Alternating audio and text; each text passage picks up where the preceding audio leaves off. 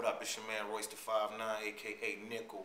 Right now you checking out the Drama Queen on Miss Drama TV. Detroit is in the building. Slaughter. 1, 2, 3, 4, 5, 6, 7, 8. Y'all been frontin'.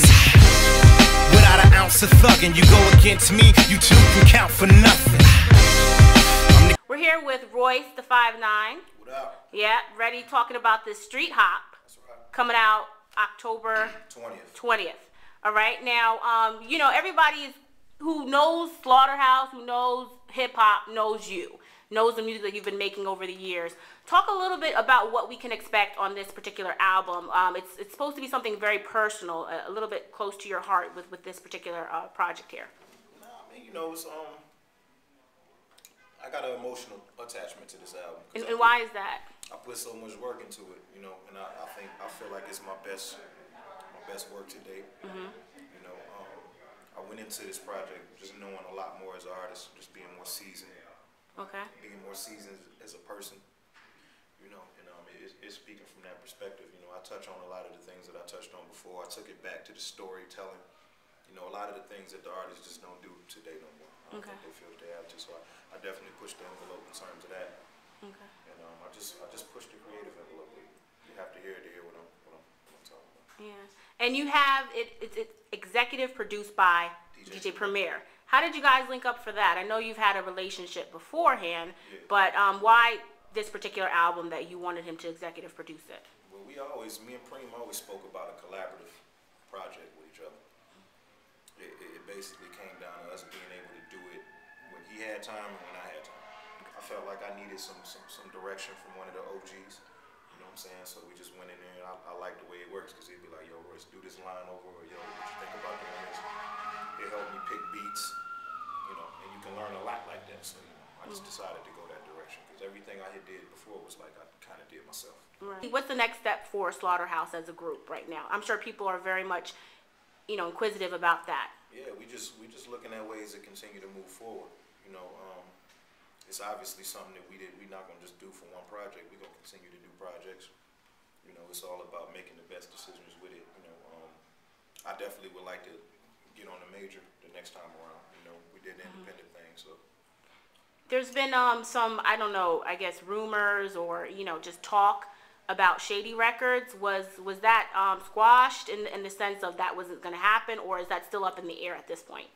Yeah, that's the thing. I never squashed that when I did that. Okay. I just said, she asked me to speak on the rumors, right? Address the rumors.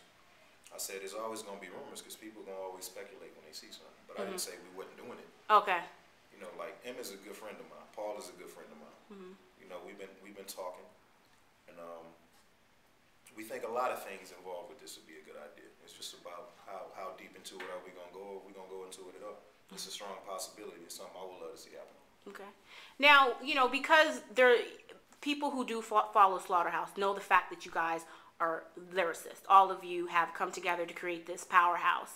And then at the same time, there's been some dramatics involved as well. You know, during the whole, I guess, back and forth with Joe and Wu-Tang and whatnot. How has everything changed? Are you guys able to now move on from that, or is there still is there any ill will in regards to that? Are you a supporter of Wu-Tang at this point now? I mean, now that you moved past that I support phase? Wu-Tang. I support Wu-Tang. I don't think I got my feelings on how things went down with that. But you know, I wasn't there. Okay. You know, I don't think it would have went like that if I was there. You know what I'm saying? But is that because you would have stood by Joe, or do you feel like you would have interceded and broke up? I always stand by Joe. I stand by Joe. I don't care what nobody got to say about Joe. You know, I personally feel like a lot of these guys, not speaking on Wu-Tang, but a lot of people, it's easy to take advantage of somebody if they're vulnerable at the moment. You know, like I come from a place where we live by certain codes. Sometimes those codes get broken. I spoke to everybody involved and told them how I felt about it. You know, and everybody knows I continue to stand by Joe. And you know, that's it. Do you feel at times that perhaps taking, whether they're innocent or deliberate jabs at different artists, that the things that Joe says could be problematic or construed as beef? That's the same thing you asked Mr. Fab. I seen that interview. And I think so. I think that there's a lot of things that Joey said that I will go to Joe as my brother and say, yo, I don't think you should have said that. Or it's a thing about taking shots at artists. A lot of artists complain about that being done to them, but they do the same thing. You know what I'm saying? So I think a lot of us are guilty of it. I've taken jabs before where I didn't really mean nothing by it, but you gotta take in consideration how they might feel after the fact. And it's just about learning like that. So I think some of the things that he said in the past could be problematic, but he's learning from it. Okay. He's becoming a better artist, a better dude. You know, and it is what it is. So at the end of the day, what advice do you have for Joe as a brother? I mean, what would you like to see him be doing in the near future? Not only as a group member, but as an artist. Joey's gonna be a big star, and you can mark my words on that. He's not going.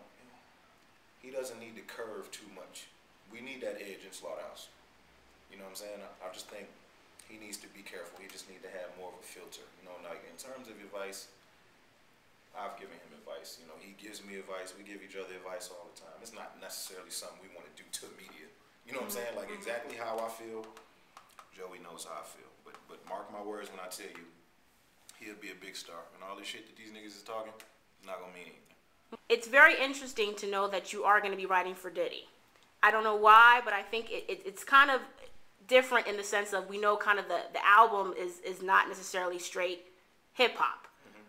Talk about working with Diddy and kind of the concept that he has and how you're able to put what you bring to the table in regards to this album.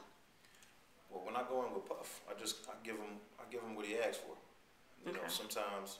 Do you ever have to, and not to be in a negative way, but would you have to kind of make it, for lack of a better word, dumb it down to any degree? If that's what he's wanting, maybe he doesn't want to be that lyrical when he presents something? Well, that's one thing he's never asked me for. He's never came in and said, yo, that's too lyrical. Okay. If anything, it's like, yo, put some more lines in there. Okay, so he wants that. He's a fan of lyrics. Okay, awesome. He's a fan of lyrics. It's just the overall sound, I think, when people hear it, that they're under the impression that he wants to dumb everything down. But okay. I think he's just the opposite. Okay. I think he wants to figure out ways to combine both the worlds. The very, very commercial, I can sell this to anybody world, but he wants to maintain that lyrical integrity because he's from the streets. So I think he tries to combine them. And I think he tries to find people that can put him in that lane, because just him spitting it alone automatically gives it another appeal. You know, so I see what he's doing, and he's normally able to pull it off. I'm not in there with him all the time because, of course, I got my own shit that I'm doing, but trust and believe, anytime he calls, I go try and give him what he's looking for. So who right now are you looking out for as far as in hip hop? Is there any particular artist? Are you a Drake fan at this point? Are you a J. Cole fan? Are you interested in any of the new movements that you're seeing right now? I like Drake. I like J. Cole too. Young Money, I like Young Money, and this is the reason. Because a lot of people are hating on Young Money right now. I like Young Money because I think that what they're doing is very influential to the kids of today. And I always said, in order to save hip-hop, we got to have balance, right? I think Slaughterhouse, sonically, is the complete opposite of Young Money. Now, if there's a way that they can, if a machine can stay behind them and they do their thing, and then you put a machine behind Slaughterhouse, which is the total opposite, and both teams can coexist, I think that's giving hip-hop a balance. And everything in between, on the outside and above it and below it, will give it a better round. You know what I'm saying? So I think I like them. I like them bar for bar, and I like what they're doing. I just think it's the opposite of what we do. I don't like to compare us to Wu-Tang musically because it's like I don't want to try and compete with a legacy in hip-hop. You see what I'm saying? Right. It's disrespectful to even think to do that. Okay. It's like trying to compare myself to Jay-Z. Right. You know what I'm saying? You got to look at everything that he's accomplished and what he's done for hip-hop and what is still up in the air for me to do for hip-hop and for what Slaughterhouse to do for hip-hop. If we're going to get compared to somebody, we don't want it to be the legends. Right. You know what I'm saying? We want to be able to work and get to that position to where we can be looked at like that. So it's definitely a level of respect that you have. Oh, it's the utmost respect. Okay. The utmost. Okay. And I think that people will respect this album coming out October 20th, right? Street Hop. Of course it will. And can you tell us a little bit about the features? Any particular features you have on it or anything like that? I got Slaughterhouse all over the album. I got my little brother Kid Vicious. Shout out to him. The big homie Bun B. Had to get him on there. Got Jungle Rock Jr., formerly Chip Fu the Fooshnickers. Got him on there. That's gonna surprise people. And that's it. I got my man Mr. Porter doing the hook. Mr. Porter produced a few songs on the album. He's gonna be executive producer my next album. And what is so that? Shout out my nigga Denying. I don't even got a title for it yet. Okay. I just know we going in. I'm a veteran, the Mac 11 to pump. You can name whoever you want.